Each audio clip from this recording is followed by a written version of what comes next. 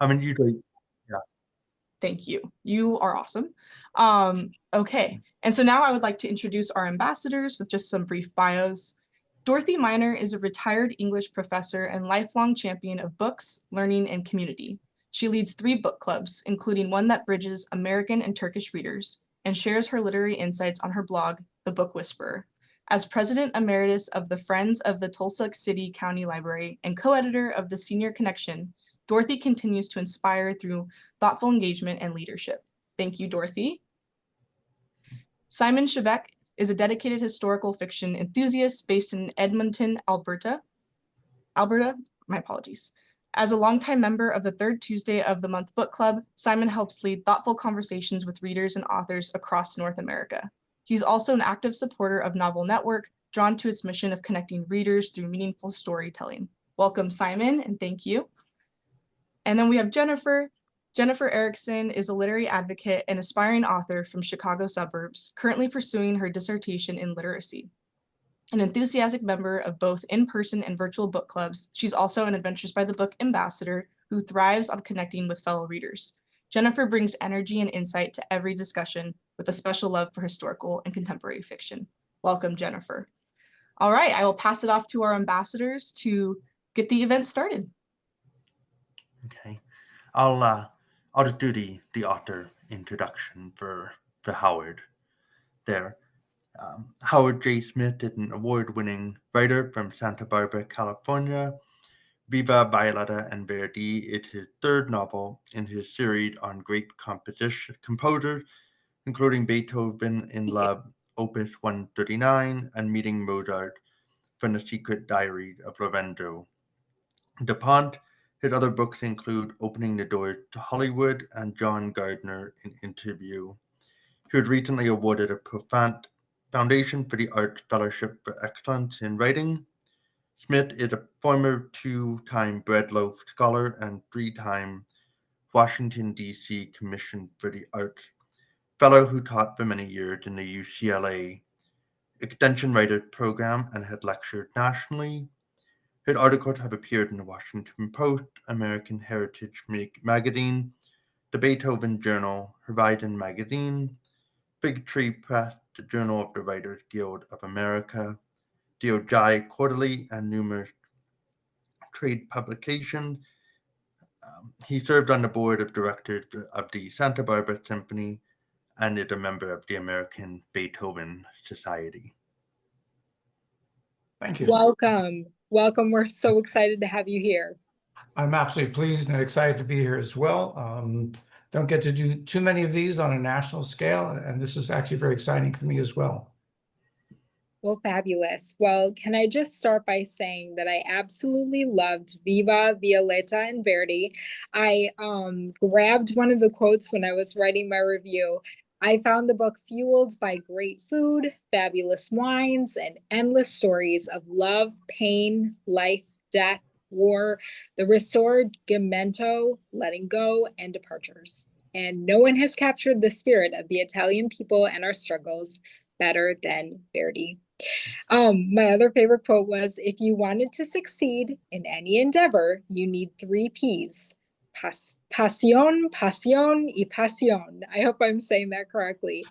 And why? Although the original quote came from Robert Wise, the film director, when I was in film school 40 years ago.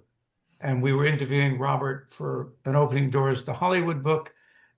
And Robert repeated what he had taught us in school, which is if you want to succeed in Hollywood, you need the 3 P's: passion, passion, and more passion.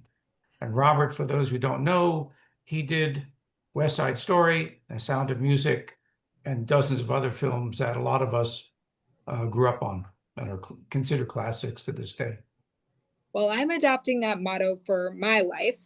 And I love the ending. Why be mundane when with passion you can be monumental? And I felt like that encapsulated this book, monumental.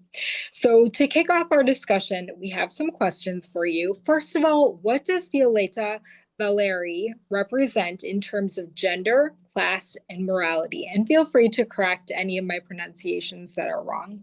No, not a problem at all. My Italian is poor at best. And I know enough to be considered an uneducated, illiterate peasant, but I get around.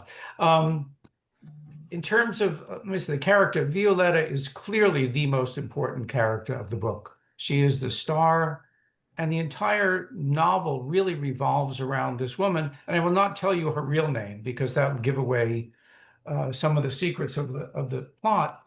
But without her, Verdi would have never been known to the public. She helped launch his career, and was his biggest early supporter in getting him. He also brought to him later, years later, the original novel of the Dame of the Camellias, that we know as La Traviata, is actually a Dumas novel about a love affair he had with a famous courtesan in Paris. And Violetta actually took Verdi to the play in Paris when they were living there to see the play and insisted he read the book, and she knew it would make a great opera. She herself, however, was, independently of Verdi, one of the most brilliant women of her time, extraordinarily talented, knew French, Italian, Spanish, could read Shakespeare in the original English, had a great mind. Her father, who had passed away when she was going to school, was a composer. So she knew music extraordinarily well.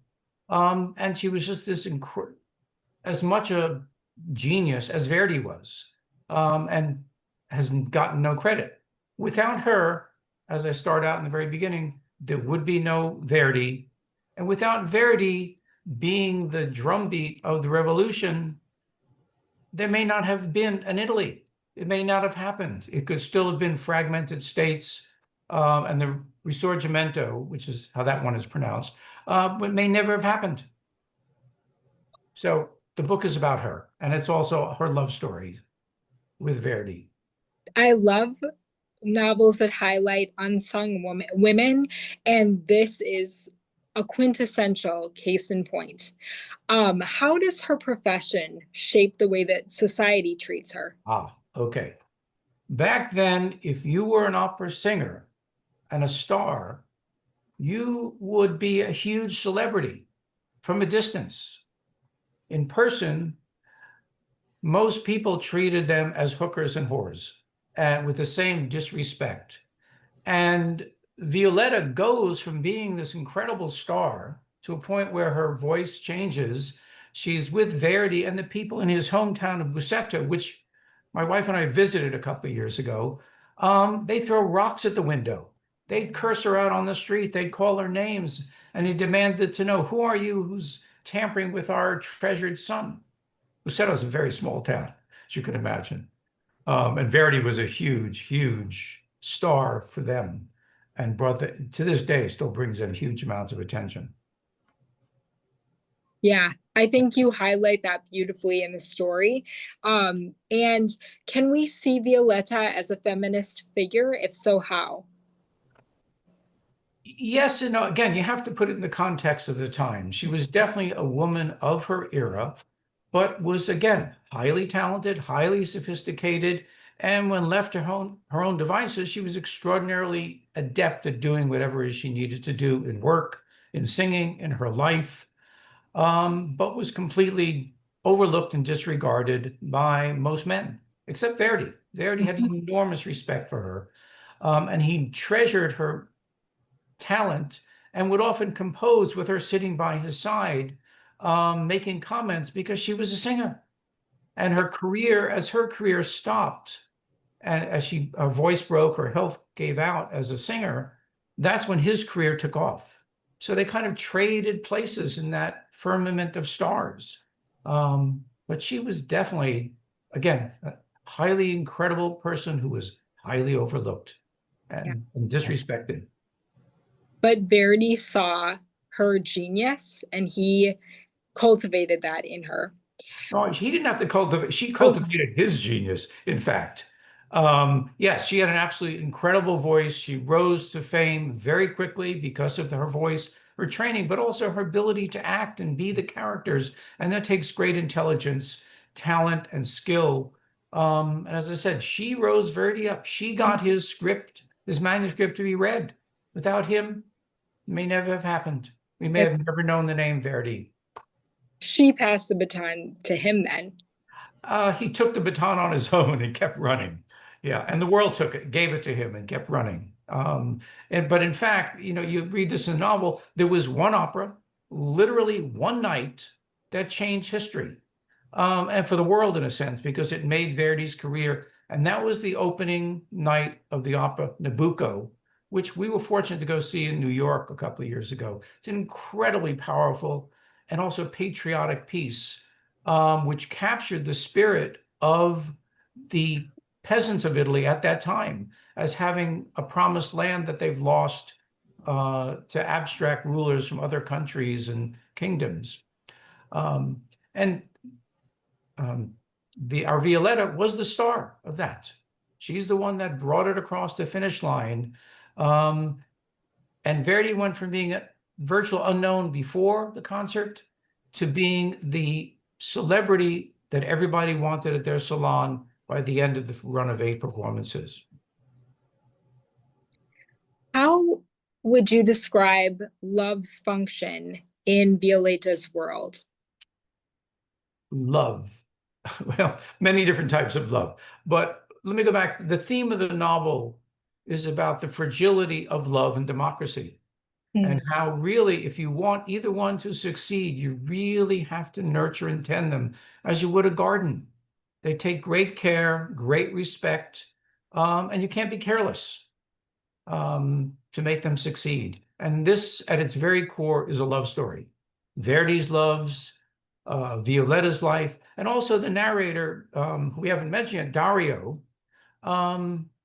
Dario also has his love affair. He's Verdi's friend for life, who's known him since childhood and is there to help bury him, 89 years later. His eventual wife, Isabella, is a character I absolutely loved creating as well.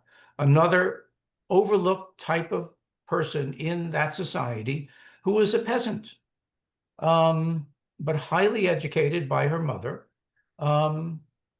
and was highly talented, highly successful, and was one of those people who fought for the revolution that made Italy, that is to say. There were 3 wars that took place over a period of 30 years almost, unlike the American Revolution or the French Revolution, the Russian that happened very quickly. This was a long, slow process. How did you decide the character through which to narrate the novel? Interesting. There were 2 key things, and I mentioned this to Dorothy before we started. One is the tone and nature of it and food. And then the other was picking a narrator and a voice to tell the story. 2 really key things that had really troubled me. And I'll do the food first, and then I'll get back to the narration. Verdi's operas, almost all of them are tragedies. And so if you're telling a story through tragedies and such, it tends to color a novel to make it down and depressing. And I didn't want that to be the nature. I wanted this to be a happy, joyful kind of thing. And there is a restaurant near my home called Cadario, which is one of my 2 favorite restaurants here. And it's not really the model for the one in the novel, except the name. I love the name. And Dario, the owner of that in my novel, loves food. And his family is generations of cooks and chefs and restaurateurs. And they put great love. And that's that quote you read about, why be mundane when you could be magnificent? And so my wife and I are at Cadario, and we're talking about the book, and I'm telling how stymied I am. And we ordered this dish from the menu that was a special. I'd never had it before. It's called sacchetti al tartufo. It's a little dumpling with ricotta cheese and truffles, and I love truffles, in this really delicate, wonderful Parmesan sauce. I mean, amazing stuff. Anyway, we're talking, and I take the first one, and I put it in my mouth, and I just stopped, and I just stared. And it's like, oh my God, I got it. The way to tell this story is through food. Because that sacchetti was literally the most delicious Italian food item I'd ever had in my life at that moment. And so that gave me the notion I would tell it through food and work on that angle. Now, how to tell it through Dario? As I mentioned earlier, we had gone to Busseto. About a year and a half ago, we did what I call a soft research tour back in Italy. And we started in Milan, we worked our way to Florence, eventually ended up in Rome, and we doubled back at one point to stay in the town of Busseto. And we actually double exposed there as well. We stayed in a B&B, an agriturismo actually, that had also been used by Bernardo Bertolucci in his film 1900. And the owners of the B&B, the husband was actually a child in that movie, and his parents had worked on that farm, his family, for generations. And in creating the B&B, they'd also saved some of the rooms that were used in the film, like the stable where in the movie Burt Lancaster, who's the padrone, dies in the stable. They preserved that. They preserved one of the rooms that they had doubled as the kitchen for the family. So you could see all of these things and you get a sense of being in that movie. And the farm is only about 5 miles from Verdi's plantation. So it's very, very similar in terms of land and the feel and everything else. So anyway, we're staying there, but it is about 3 miles on some very zigzag small roads outside the heart of town. We have an Italian car with a British GPS. And the British GPS was harder to understand than the Italian. Their accents were so off that we actually ended up eventually shutting that down and using my phone GPS instead. And so we're navigating back in town, we're constantly getting lost, especially in the dark. It was dark at 4 o'clock in the afternoon. You couldn't go out for dinner until 7:30. So you had no choice. For 4 nights, we were wandering in the dark.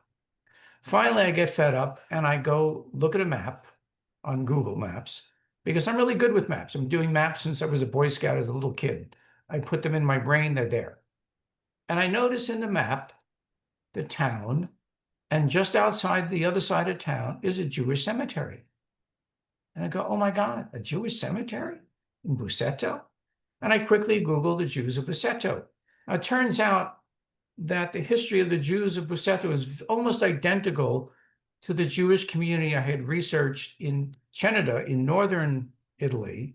For my Mozart book, De Ponte was a Jew who was converted to a Catholic and became a priest. And so I quickly researched it, and sure enough, there had been a long time historic community going back to the Roman Empire when Jews first came into the Italian peninsula, mostly originally as slaves after the fall of the First Temple. And they had lived in towns like Busseto, completely integrated into the town, because it's been there for 2,000 years. There was they looked the same, they dressed the same, they spoke the same. They just went to a different religious building and had different holiday. And yet, so here's the cemetery, and I researched it, and sure enough, during World War II, those that were not deported and killed eventually left, and the temple itself was dismantled and shipped to Israel, just the same as the one in Ceneda had been, De Ponte's hometown. So I decided, okay, it clicked in my head. The narrator is a lifelong friend of Verdi's, who's Jewish, who grew up in Busseto.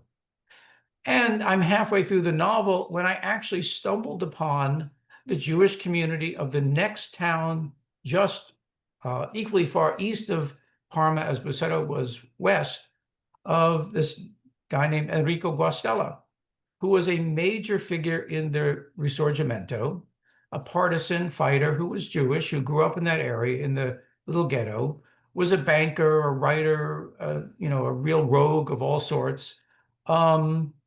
And since if I had known about him before I started, he would have been my Dario, as is I integrated him in as a secondary character that I needed anyway to do certain things.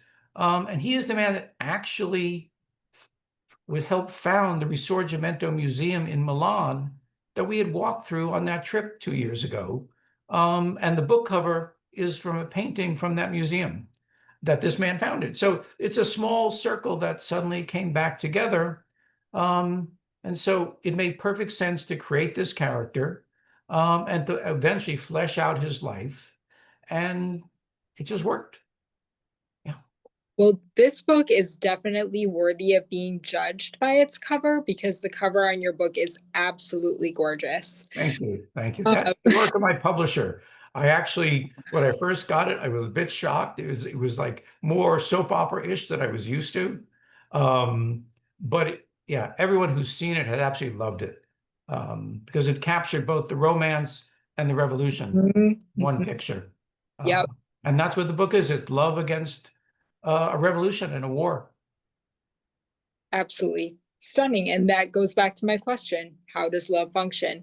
Do you think Violeta's relationship with Alfredo is truly free from societal expectations? Wait, I'm sorry, I didn't quite catch that. Sure.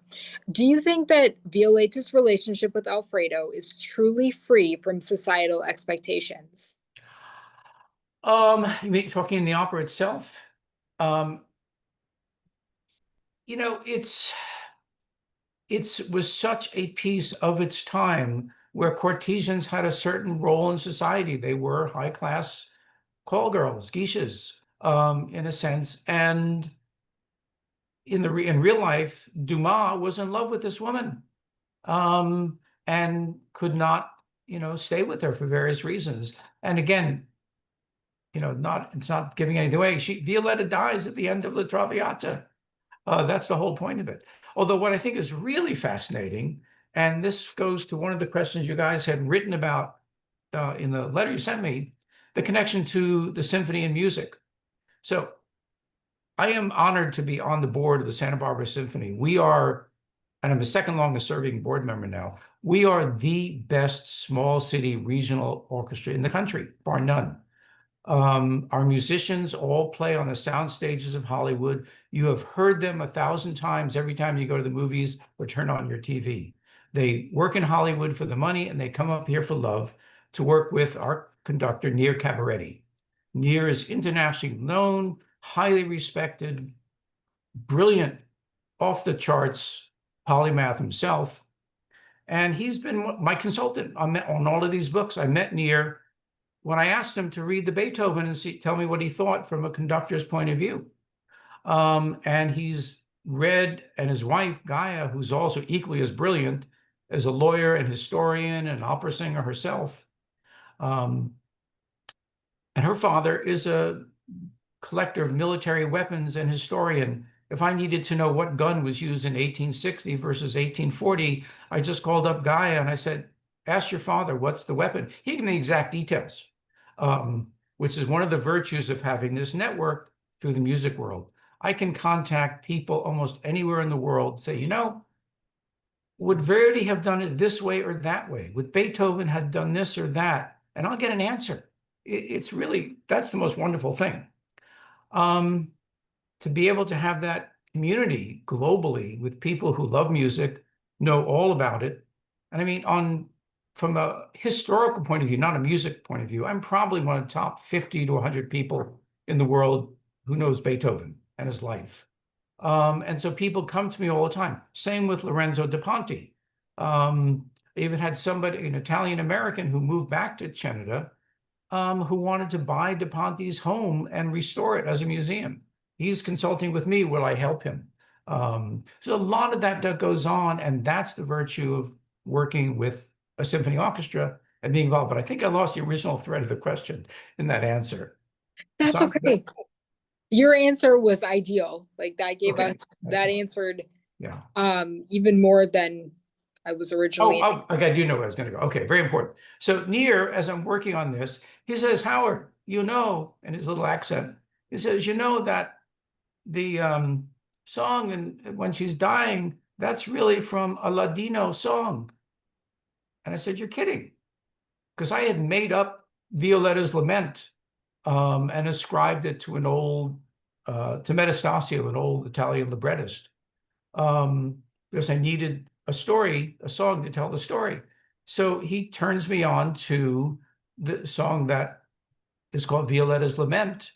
And it is an old 16th century Ladino. Ladino is the language of the Jews of Spain and Greece and Italy, just as Yiddish is the northern Jews of Northern Europe, Eastern Europe, kind of a language that's a mix of German and Hebrew. So Ladino was a song, and it was absolutely the basis for what Verdi used to create that entire melody. And it's actually a gorgeous song if you hear the original, and even more poignant than La Traviata. So that's something a musician came to me and said, Howard, you could do this. If I mentioned klezmer too much, he said, no, no, no, no, no. The Italians didn't know from klezmer. You got to get them from outside. And I'd make all these little tiny corrections. And same thing, I have a friend in Rome who I met through her reading my first two books. We actually met her when we were in Rome, and we brought her to a Verdi opera, La Traviata, actually, in Rome, that she had not been to a certain theater. And she lived there since mid-1955.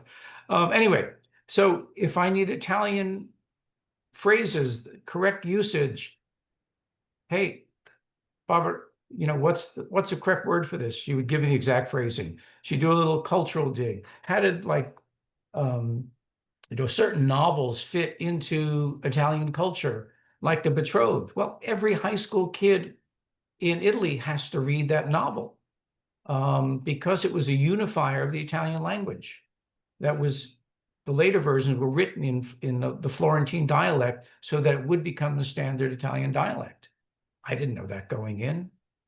And the other last aspect of this is when Verdi was writing his operas, especially his early ones, they were designed to be hugely patriotic songs to help motivate people to fight for freedom. That was very clear. However, censorship in all the different entities that controlled what we now call Italy was very high, and the church was involved. So to get around the censors, Verdi wrote and put all of his operas in other places. Spain 200 years earlier, England, Sweden, and so on and so forth, all these other cities, so that the people would not say, you're talking about our prince. You can't do that. Even Rigoletto was supposed to be about a king, and they wouldn't let him do it. So he made it an obscure duke, the Duke of Mantua, that we got to play with in this novel as well. And I wanted to do, after my first two books, I wanted to do a novel about what I said earlier, the fragility of love and democracy. And I didn't want to write it about today or about here. And I knew a little bit about Verdi, and I knew a little bit about the history, having studied that era a lot from my other books.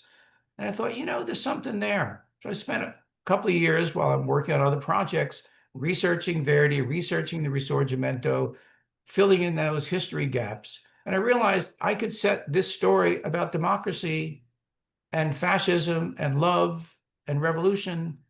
Verdi would make a perfect setting and transpose the story. So everything you read about Verdi, the exception of things I totally created, like Dario, is absolutely true. And the goal, I think, as a historical fiction writer is to be as seamless as possible so that everything you write is true to the spirit of the times.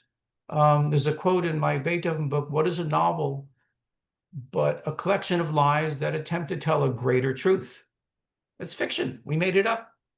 It is lies. But those lies can be more insightful, those stories about the real actual events.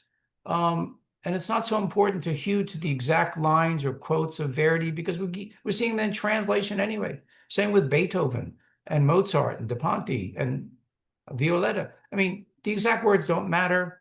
The exact details of the event don't matter because every time somebody told it to somebody else, they use different words, different descriptions, different approach. What is important is the essence. If we get at the essence, the importance of those times, that's what makes everything click. And if you can do that as seamlessly as possible, then people don't know. And after a while, I forget what did I invent and what is actually true. And when somebody asks me about one of the three books and the events, I really have to stop and think, wait a second, did I make that up? Or did I weave it in? Because it is so seamless. Yeah. Then when people criticize and say, that couldn't have happened, it's the true things they say it about, not the things I invented. The invented ones go right through and they think, oh, of course that happened that way. So it's an interesting world to be in as a historical fiction writer. Oh, well, your novel was absolutely immersive. And as an educator, I love to come away from a text with greater knowledge. But in your book, I felt like I was so immersed and entertained that I was gleaning knowledge effortlessly. It was just an absolutely brilliant experience. So I loved it. Also wanted to let us know that we're getting close to Q&A time. So if those of you who are watching online want to submit your questions, we would love for Howard J. Smith to answer those as well as mine. I feel like I've had quite my screen time. So if someone else would like to ask a question, we would love to hear from the audience members. I'd like to ask how, first of all, this is fascinating to know your network. That's an incredible resource for you all over the world. That's amazing. And I think I may already know the It answer. take a bit of work to create it, though. Yes, You know, I'm it is, sure. it is like reaching out over long Yeah. periods of time and chatting with people, you know, asking questions and vice versa. And I try to give back as much or more than people have given me over the years of doing this. And the web makes that possible, which it simply did not exist before. I think I may already know the answer, but which character did you have the most empathy for? Well, clearly Violetta. Yes. Try to make this woman and her story come alive, jump off the page, and, you know, make you feel like, wow, this is an amazing person who just in her time overcame incredible stuff and hurdles, and helped make Verdi who he was and help make Italy what it is. Well, I'm like Jennifer. I love when women who have been overlooked get a chance to, shine in the spotlight for a little bit. And I wanted to ask you too, because I know you have an answer to this, how you celebrate when you finish the book. Okay. So the short answer is, it was actually a year ago, right after the 4th of July, I'm typing the end on the last page. And my wife, who's been looking at my back for 2 years, I said, come over here, you have to see this. She saw the word the end. Okay, I picked up the phone and made a reservation at Cadario. We went over to Cadario, had a bottle of Prosecco and whatever dinner they were serving, probably something with truffles that night. And that was the short celebration. The big celebration was going to Paris in March, and seeing 6 amazing performances in 6 of the most gorgeous and unusual venues in the world, including the Opera Garnier, which the lobby is the picture behind me. Just staggering, beautiful stuff and amazing performances as well. So it was a lot of fun. Saw some great opera there as well as just other performances. And actually, I'm writing an article, which will come out in about 2 weeks or 3 weeks, on Beethoven's 9th performance that was done in the City of Music there with a period orchestra, in the exact timing and tempo that Beethoven intended. And so it's a story of that orchestra, of hearing Beethoven's 9th, and all the precursors to it. But that was a real celebration, was Paris. Thank you. That leads me to one more question. What are you working on now? Doing a lot of research on a couple of different areas. Paris was gathering a lot of information as well. Nothing I can talk about right now, still in the percolating stage. So. Well, we will be waiting with bated breath for your next published work. Thank you. I truly appreciate it. I was going to say something to look forward to. No. Right.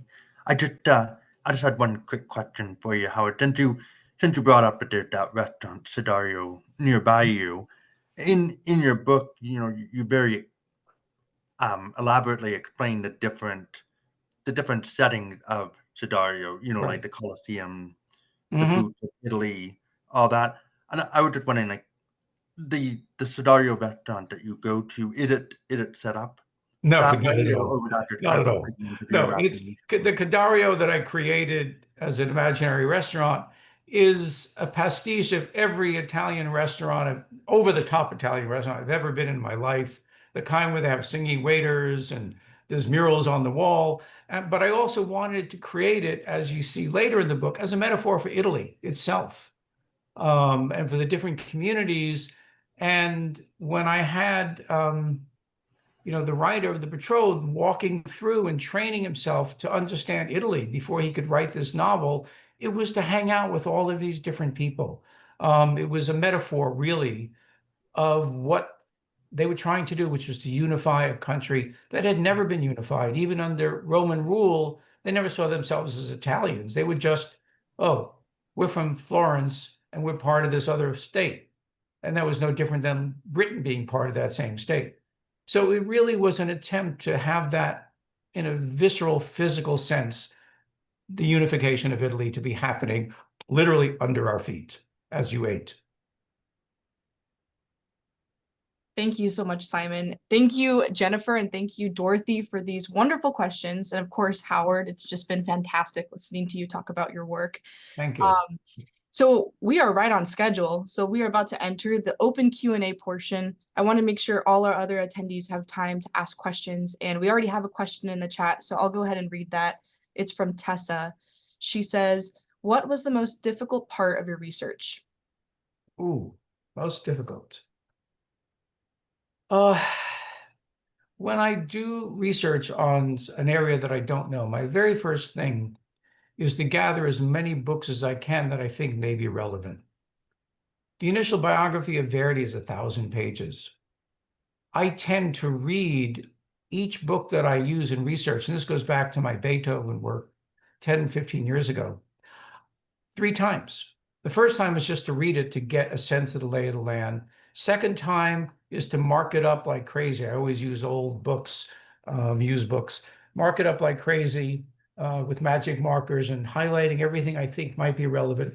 And the last thing I do is then to take those notes and I start creating a chronology. And so I'll use the calendar. Verdi's born in 1813. Anything that's important that happened before goes before his birth. And I just go through all the years. And if I have new information, I type in the year, Control F, plug in the information. So I have a calendar of these people's lives. And a lot of times when you're doing the research, the calendar doesn't really help you tell a story. There's gaps of years that go by. And how do you do that? How do you cover that? How do you make the tension of the storytelling feel like it's immediate and nonstop, and yet you got to span 10, 15, I mean, really, we're talking 50 years here or more in this novel. And the trick came to me watching a movie with Diana Ross, Lady Sings the Blues, which is about Billie Holiday, right? And it goes over 40 years of her life, but you don't ever sense that. You just sense this happened, because they simply just cut to it. And that is what I decided to do to solve that research problem of too much information spread out of too much time, and just simply pick and choose, and then try to weave into that moment, that new moment in time, a little bit of the past, so you wouldn't feel like you lost track, and a little bit of where we're going, so you knew, okay, we're going to connect here, and the suspense will take us there. That really was the single biggest challenge because of knowing too much. And how do I digest it? Does that help, Tessa? Yeah, that was a great question, Tessa. The pacing of the novel was impeccable. Thank you again. Yeah. Remember, if you have any questions, feel free to throw them in the chat, or you can raise your hand like Simon did, and we can go ahead and unmute you. While we wait for more questions to come in, I have a few myself that are more just general writing questions for Howard. So how do you approach writing dialogue for real historical figures while keeping it authentic and engaging? I feel like that's just such a hard thing to do. It is, because you have to kind of pick a language that is across, and this was even complicated for my Italian friends to figure out and help me, a language and a phraseology that is at one consistent with the time and yet comprehensible to a modern audience. If I wrote Beethoven's English translation of his German, it would be so stilted, it wouldn't work.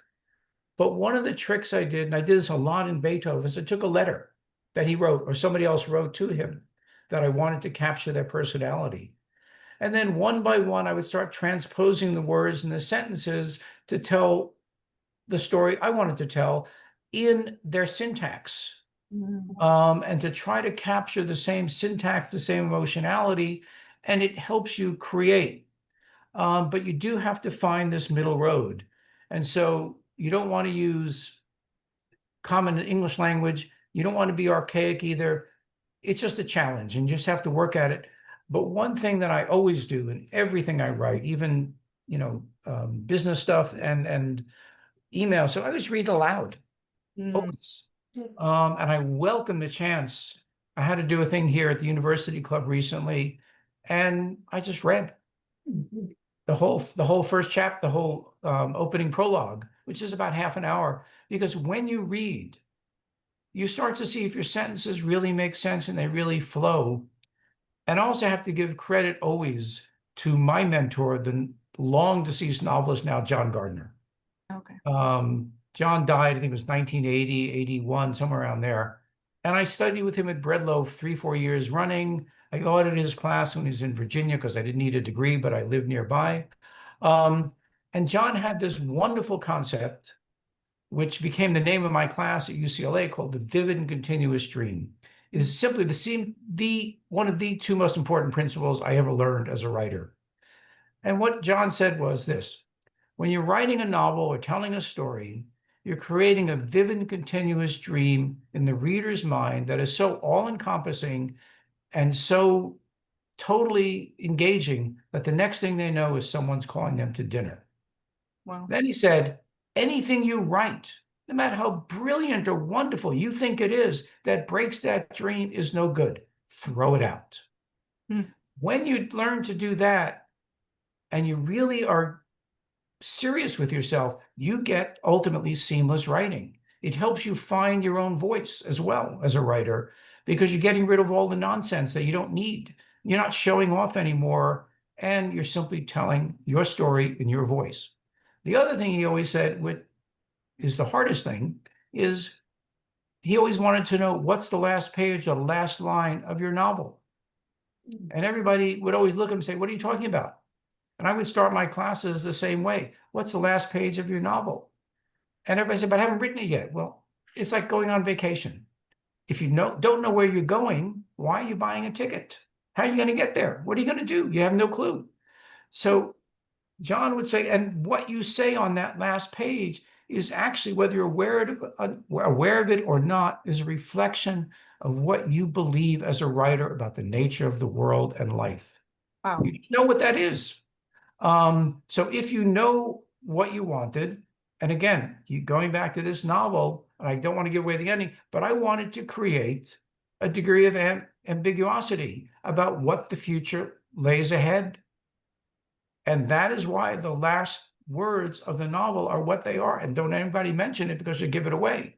Because what happened in Italy is not what they all wanted or thought was going to happen. It went a different direction. So knowing your destination is really important. And if you know your destination, then you can go back in the opposite direction and say, what's my starting point? And that starting point has to be, in a sense, mathematically different from where you're going. And it brings you back to music, the structural ABA form. You hear something's different that changes your world, and then you get back to it. Or you start at point B and you end up at point A, or vice versa. That's fundamental storytelling.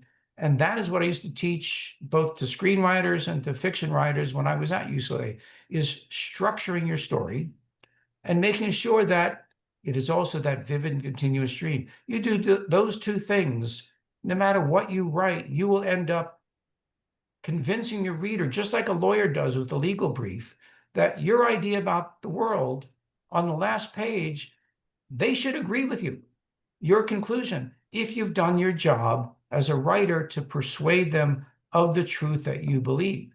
If you don't know your own truth, though, you can't do that. It's just a story. Has no heart, has no soul, has no significance. It doesn't last. And hopefully these things last. But it's also the hardest thing for me to write another story. It's like, it has to be about something of some significance to invest 2 to 4 years in a project this size and depth.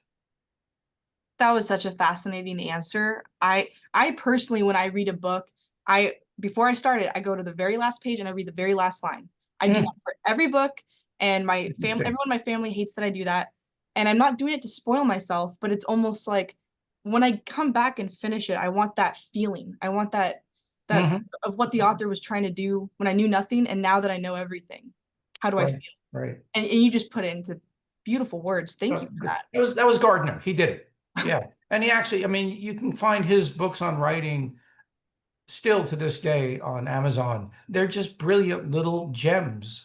And I would say in the classes I sat with him, he worked with so many writers who suddenly it would click. They got those two concepts. And the next day, next time in class, the next week in class, they'd come back with something completely different that would just be magical. Yeah. There was one woman in our class, every week she'd come back with another part of the story she was working on, and we just hung on every word. And the last night of class, she's reading from handwritten notes, and then she gets to the end of the handwritten notes and it's just to tell us the rest of the story. She didn't write it yet, but it was that enthralling because she got those points. And it was just great writing and good storytelling. Yeah. Well, thank you for that. We do have time, so I'm going to ask one more question. And again, kind of getting to the end here, if anyone else has any comments, questions, please throw them into the chat or raise your hand and we can call on you. I will ask my last question, which is, how do you choose which moments in a historical figure's life to focus on, especially when you're digesting so much information, all these articles and books? You know, you talked about, you were like highlighting a book twice to get that information. How do you know what to pull? It goes to what I just said. What do you want the reader to walk away with on the last page? The rest is mathematics.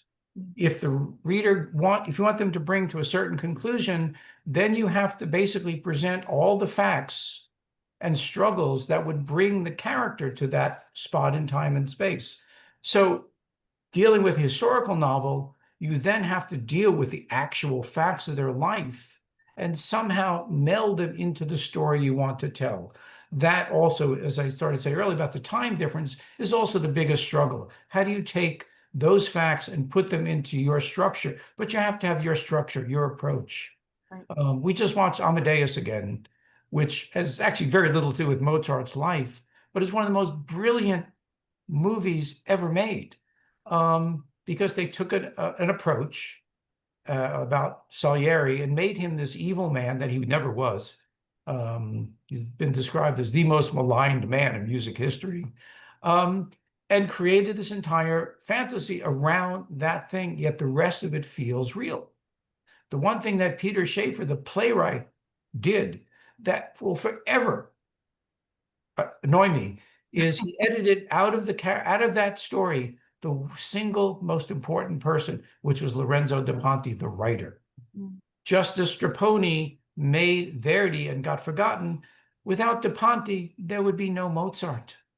He is the one that convinced the emperor to make The Marriage of Figaro, which then became the stepping stone for Mozart's career. And da Ponte wrote the next two operas. Without him, again, Mozart would be a piano player, and that's it. He wrote a few German singspiels. So getting to these people who were missed in history is also a great way to tell stories. Yeah. Thank you so much, Howard. Thank you, everyone, My pleasure. for joining.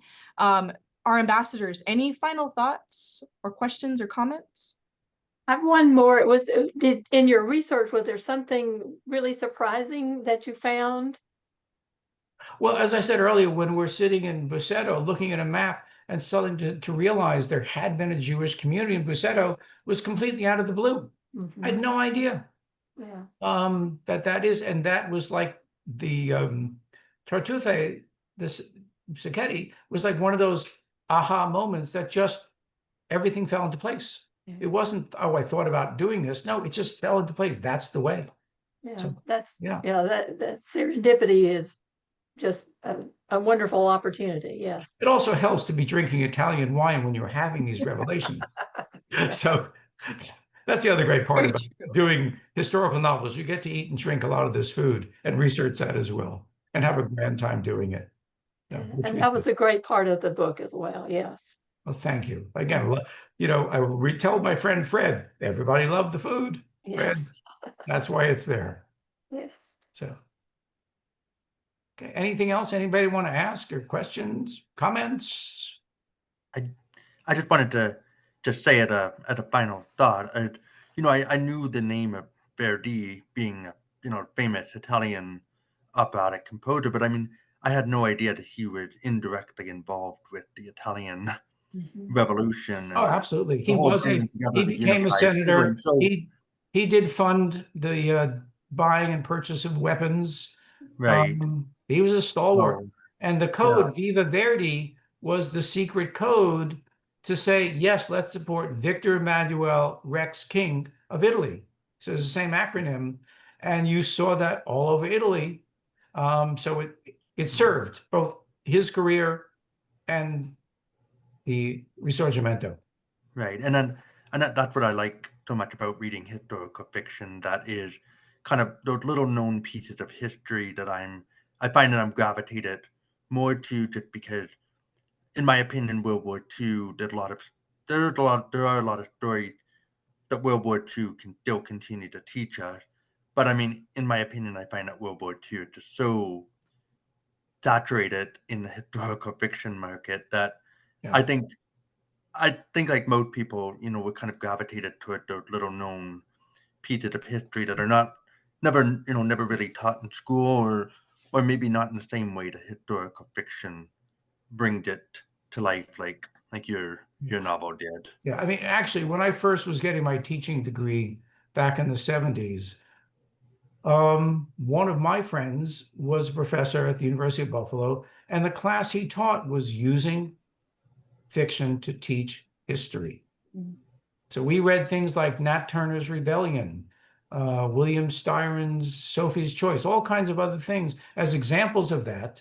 And I read some amazing historical novels about Europe, Zoe Oldenburg's novels of the Middle Ages. I mean, great, great stuff that actually gave you a visceral sense of what you were supposed to be studying. Oh, you know, the Plantagenets took over France. Well, what does that mean?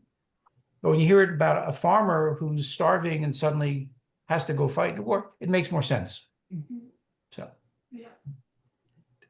Awesome.